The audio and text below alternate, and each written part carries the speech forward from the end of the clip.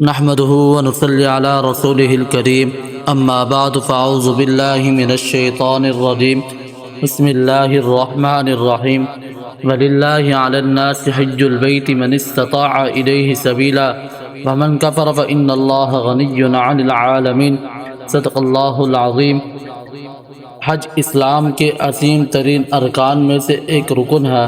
یہ وہ رکن ہے جس پر ایمان، عبادت اور عملی بندگی کی ایک حسین عمارت قائم ہوتی ہے۔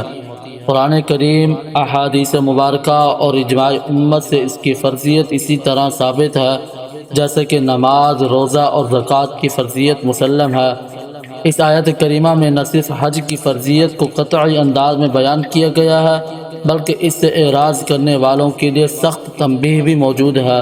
اللہ جل جلالہ تمام جہانوں سے بے نیاز ہے۔ رسول اللہ صلی اللہ علیہ وسلم نے بھی اسلام کی بنیاد جن 5 ستونوں پر رکھی ہے ان میں سے حج کو نمایاں مقام عطا فرمایا ہے، جس سے اس کی اہمیت اور عظمت بلند بالا ہو جاتی ہے۔ انسان فطرتاً اپنے گھر، اپنے وطن، اپنے اہل و عیال اور اپنے مال و اسباب سے محبت رکھتا ہے۔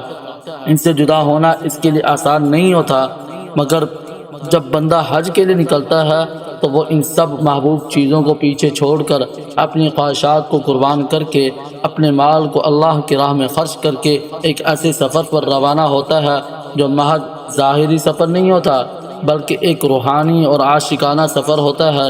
یہ وہ سفر ہے جس میں بندہ اپنے رب کی بارگاہ میں حاضری دیتا ہے، اس کے گھر کا طواف کرتا ہے، اس کے حضور عاجزی اور انکساری کے ساتھ کھڑا ہوتا ہے اور اپنے گناہوں کی معافی مانگتا ہے۔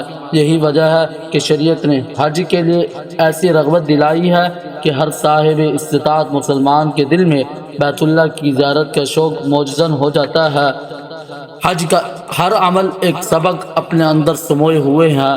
صفا مروہ کی سعی حضرت حاجرہ علیہ السلام کی بے مثال قربانی اور توکل کی یاد دلاتی ہے۔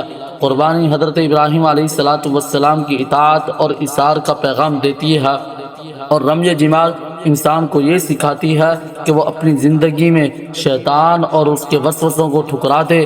یوں حج صرف عبادات کا مجموعہ نہیں ہے بلکہ ایک مکمل تربیتی نظام ہے جو انسان کو ایک بہتر اور کامل مسلمان بناتا ہے۔ اللہ جل جلالہ مجھے اور آپ سب کو عمل کرنے کی توفیق عطا فرمائے۔